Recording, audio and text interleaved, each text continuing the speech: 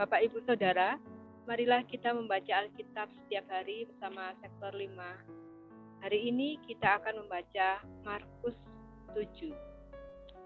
Markus pasal 7, ayat 1. Perintah Allah dan adat istiadat Yahudi. Pada suatu kali, serombongan orang Farisi dan beberapa ahli Taurat dari Yerusalem datang menemui Yesus. Mereka melihat bahwa beberapa orang muridnya makan dengan tangan najis, yaitu dengan tangan yang tidak dibasuh. Sebab orang-orang Farisi seperti orang-orang Yahudi lainnya tidak makan kalau tidak melakukan pembasuhan tangan terlebih dulu.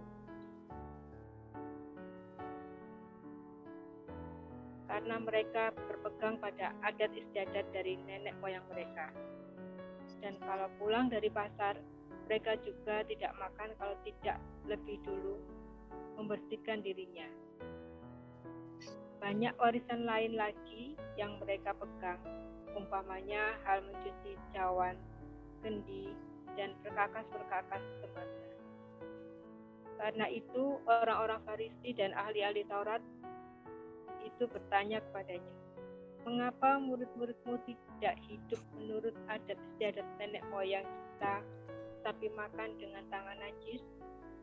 Jawabnya kepada mereka, "Benarlah nubuat Yesaya tentang kamu, hai orang-orang munafik, sebab ada tertulis, bangsa ini memuliakan aku dengan bibirnya, padahal hatinya jauh daripadaku. Percuma mereka beribadah kepadaku, sedangkan ajaran yang mereka ajarkan ialah perintah manusia. Perintah Allah kamu abaikan untuk berpegang pada adat istiadat manusia." Yesus berkata pula kepada mereka, "Sungguh pandai kamu mengesampingkan perintah Allah, supaya kamu dapat memelihara adat istiadatmu sendiri. Karena Musa telah berkata, hormatilah ayahmu dan ibumu, dan siapa yang mengutuk ayahnya atau ibunya harus mati. Tetapi kamu berkata, kalau seorang berkata kepada bapaknya atau ibunya, apa yang ada padaku yang dapat digunakan untuk pemeliharaanmu, sudah digunakan untuk korban, yaitu persembahan kepada Allah, maka kamu tidak membiarkannya lagi berbuat sesuatu pun untuk bapaknya atau ibunya. Dengan demikian, firman Allah kamu nyatakan tidak berlaku demi adat istiadat yang kamu ikuti itu. Dan banyak hal lain seperti itu yang kamu lakukan." Lalu Yesus memanggil lagi orang banyak dan berkata kepada mereka, "Kamu semua dengarlah kepadaku dan camkanlah. Apapun dari luar yang masuk ke dalam seseorang tidak dapat menajiskannya. Tetapi apa yang keluar dari seseorang, itulah yang menajiskannya. Barang siapa bertelinga untuk mendengar, hendaklah ia mendengar." Sesudah ia masuk ke sebuah rumah untuk menyingkir dari orang banyak, murid-muridnya bertanya kepadanya tentang arti perumpamaan itu. Maka jawabnya, "Apakah kamu juga tidak dapat memahaminya? Tidak tahukah kamu bahwa segala sesuatu dari luar yang masuk ke dalam seseorang tidak dapat menajiskannya, karena bukan masuk ke dalam hati, tetapi ke dalam perutnya, lalu dibuang di jamban? Dengan demikian ia menyatakan semua makanan halal." Katanya lagi, "Apa yang keluar dari seseorang, itulah yang menajiskannya. Sebab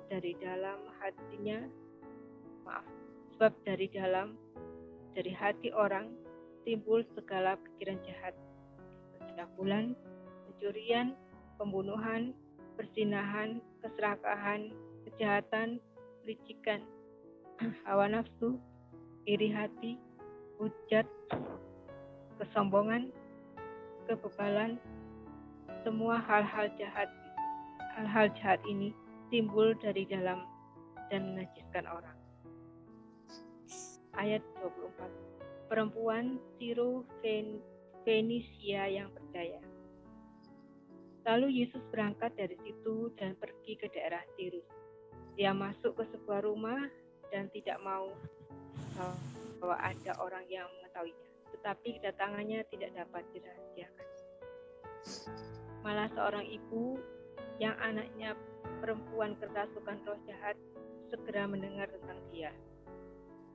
Lalu datang dan tersungkur di depan kakinya. Perempuan itu seorang Yunani bangsa Siro-Fenisia. Ia memohon kepada Yesus untuk mengusir setan itu dari anaknya. Lalu Yesus berkata kepadanya, "Biarlah anak-anak kenyang dahulu, sebab tidak patut mengambil roti yang disediakan bagi anak-anak dan melemparkannya kepada anjing." Tapi perempuan itu menjawab, "Benar Tuhan, tapi anjing yang di bawah meja itu juga makan remah-remah yang dijatuhkan anak-anak." Maka kata Yesus kepada perempuan itu, "Karena kata-katamu itu, pergilah sekarang, sebab setan itu sudah keluar dari anakmu." Perempuan itu pulang ke rumahnya, lalu didapatinya anak itu berbaring di tempat tidur, sedang setan itu sudah keluar. Ayat 31, Yesus menyembuhkan seorang tuli. Kemudian Yesus meninggalkan pula daerah Tirus dan dengan melalui Sidon pergi ke Danau Galilea di tengah-tengah daerah Dekapolis. Di situ orang membawa kepadanya seorang yang tuli dan yang gagap dan memohon kepadanya supaya ia meletakkan tangannya atas orang itu. Dan sesudah Yesus memisahkan dia dari orang banyak, sehingga mereka sendirian, ia memasukkan jarinya ke telinga orang itu. Lalu ia meludah dan meraba lidah orang itu. Kemudian sambil menengadah ke langit, Yesus menarik nafas dan berkata kepadanya, "Efata," artinya terbukalah. Maka terbukalah telinga orang itu, dan seketika itu terlepas pula lah pengikat lidahnya. Lalu ia berkata-kata dengan baik. Yesus berpesan kepada orang-orang yang ada di situ supaya jangan menceritakannya kepada siapapun juga. Tetapi makin dilarangnya mereka, makin luas mereka memberitakannya. Mereka takjub dan tercengang dan berkata, "Ia menjadikan segala-galanya baik. Yang tuli dijadikannya mendengar, yang bisu dijadikannya berkata-kata." Demikian firman Tuhan. Baik, terima kasih Bu Monica. Untuk ringkasan singkat menurut Alkipedia dari Markus 7, isi pasalnya adalah Yesus menegur orang-orang Farisi, kemudian menyembuhkan anak perempuan Siro-Fenisia dan orang yang tuli dan bisu. Secara garis besar, ayat 1, orang Farisi mendapati murid-murid bersalah karena makan tanpa mencuci tangan. Ayat yang ke-8, mereka melanggar perintah Tuhan demi tradisi manusia. Ayat yang ke-14, makananlah yang najis, bukan orangnya.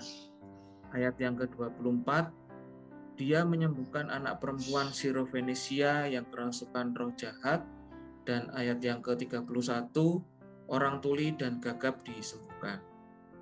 Judul perikop yang ada di Markus 7 yaitu ayat 1-23, judul perikopnya adalah perintah Allah dan adat istiadat Yahudi.